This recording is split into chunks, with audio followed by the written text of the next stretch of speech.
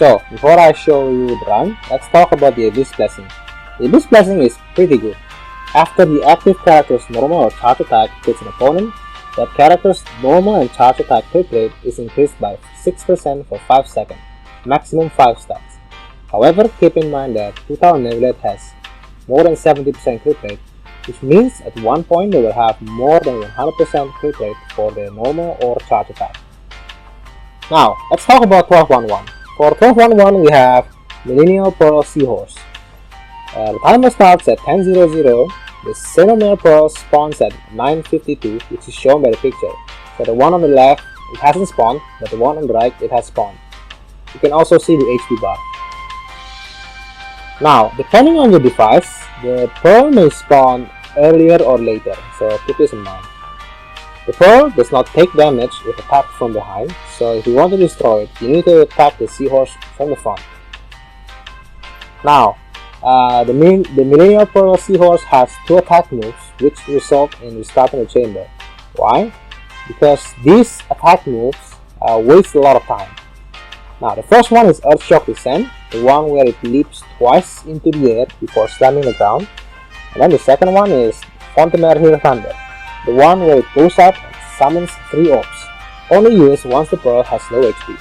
Now, keep in mind that the Seahorse also has one attack move that may result in restarting the chamber, which is the Unihorn Thrust, the one where it charges at the player. If the player is close at the Seahorse when it uses this attack, most of the time it will be followed by Earthshock Descent, which results in restarting the run. Now, the game plan is to destroy the Xenomare Pearl before it uses any of the run-ending attack moves. To achieve this, we will need to use 2 E's. I don't think it's possible to destroy it within one Hu Tao's E, because the Seahorse moves everywhere and it causes some of the Hu Tao's attack to move. Now, we will also use Q to help destroy the Pearl. The Elemental Burst applies 2 units of Pyro. We don't have to use Q while infused from E. The purpose of using Q is to destroy the Pearl. We don't care about damage. Now, keep in mind that we don't want to apply too much Pyro at the first E, or it will use Fontaine Hero Thunder early. Now, let's talk about 1212. The timer starts at whatever time you finish the first half. We have 6 Geo Rift Hounds followed by 6 Electro Rift Hounds followed by 3 Pyro Abyss Mage. The Electro variant spawn position is the same as the Geo one, as far as I know. And then 1 Rift Hound spawns every time one of the other Rift Hound is defeated. After 12 Rift Hounds have been defeated, 3 Pyro Abyss Mages spawn with the following pattern.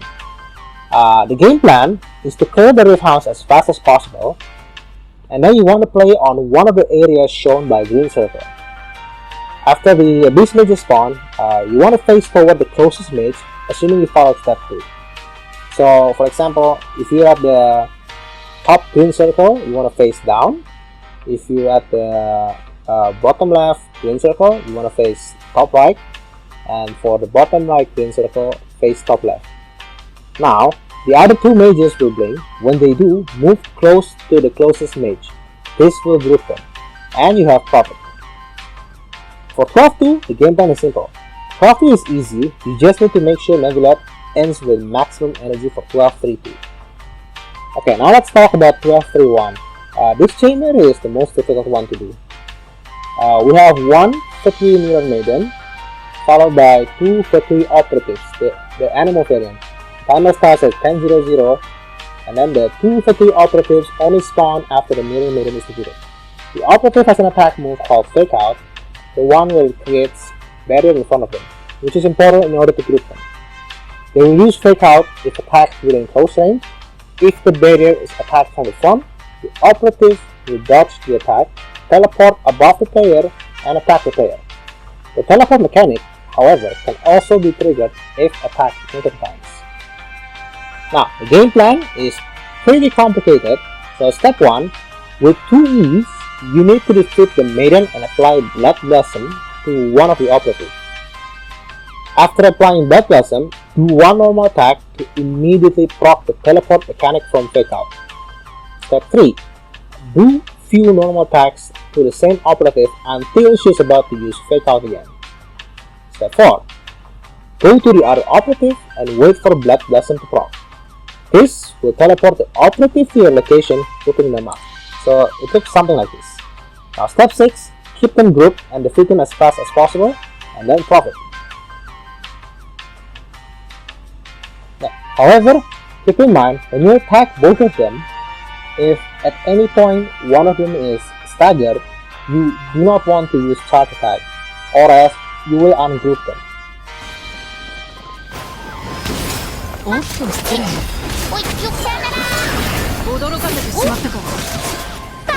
So you can see here, I use charge attack while one of them is staggered, and now they are ungrouped.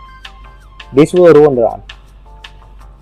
For 12-3-2, Neglect struggles at this part of the chamber due to poor level of investment. Neglect is using 4-piece Wanderer instead of 4-piece Marichose. So try to clear the first half as fast as possible to give Neglect as much time as possible. And here's the reference that I use. With that out of the way, enjoy the run. For 12-1, I took the normal and charge attack damage card. Spinning Miracle counts at 952, so there's nothing I can do about it.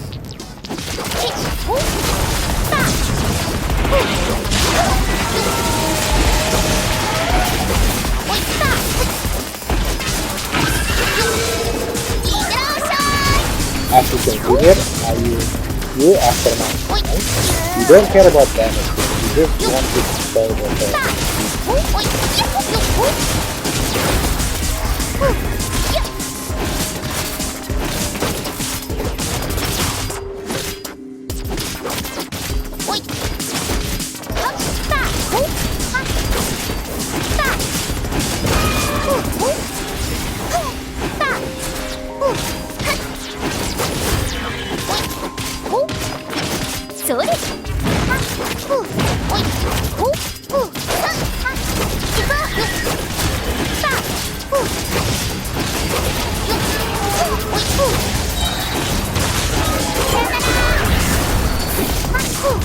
At this point, I was thinking about resetting the run. Ideally, you want to kill the seahorse before the pearl respawns. However, I do know from my practice run that Neglect needs about 90 seconds to kill the second half. So I decided to go on. For the second half, I use E and Neglect followed by Q, then I do 3 charge attacks, and then followed by E, followed by charge attack. If at any point my Neglect has not enough energy for this, then I will do a maximum charge attack. When you do a charge attack with Neglect, you want to make sure that every enemy takes damage. So why I move my mouse left and right rapidly.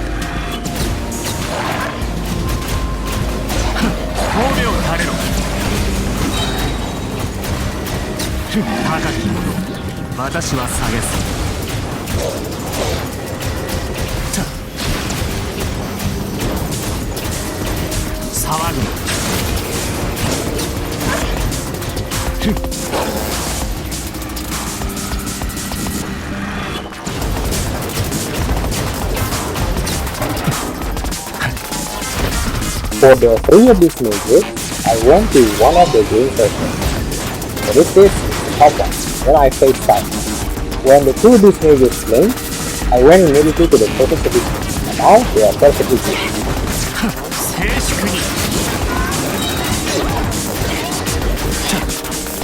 At this point, I'm changing my elemental burst for left and second half, so I will alternate between charge attack from E and manual charge.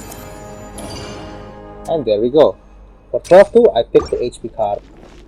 Now, instead of spamming charge attack as much as possible, I try to make sure that every charge attack is both of the efficient.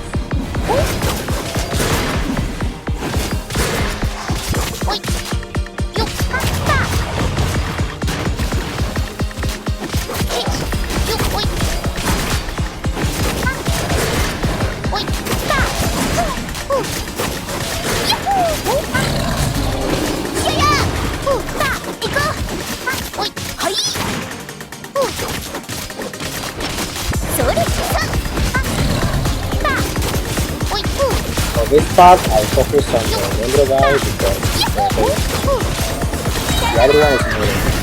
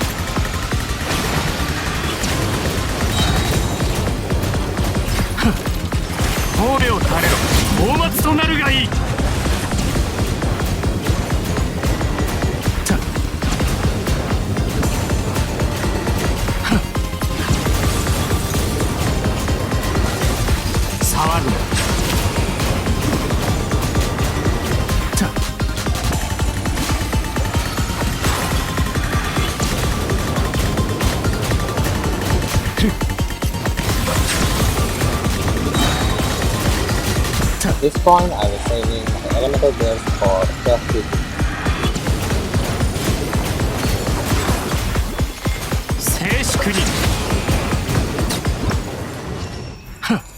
And there we go. For 12-3, I picked the crit card. For this one, I spent about 40 minutes trying to get the perfect first half flip.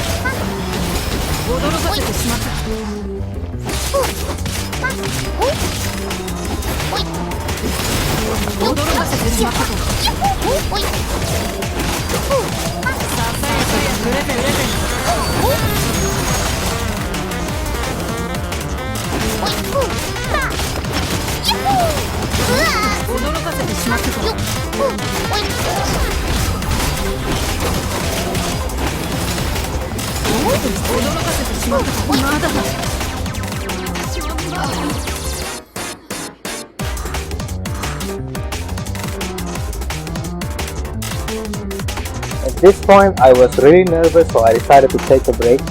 I basically went to the kitchen and grabbed a glass of water. 水の味は実に幽怨な趣を持つ。モンドの水は清く澄んでいて、リーウェの水は後味が長く続く。稲妻の水は深みがあり、スメールの水は触るのついに。私は帰ってきた。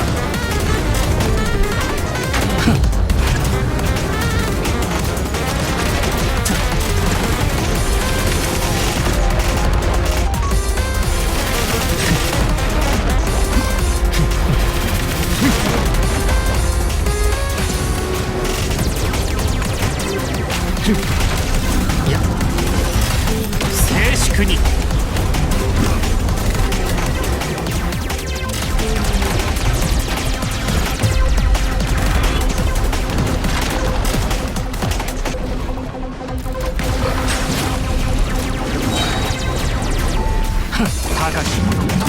私は下げず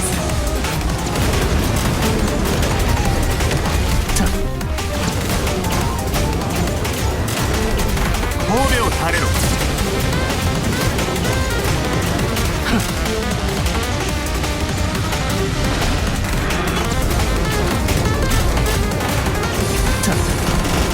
騒ぐな。神戸を垂れろ。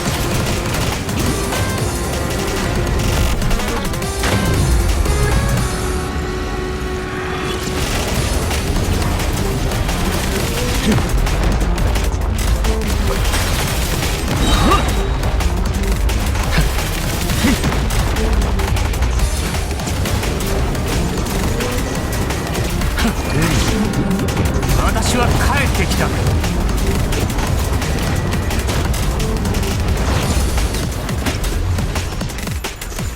There we have it.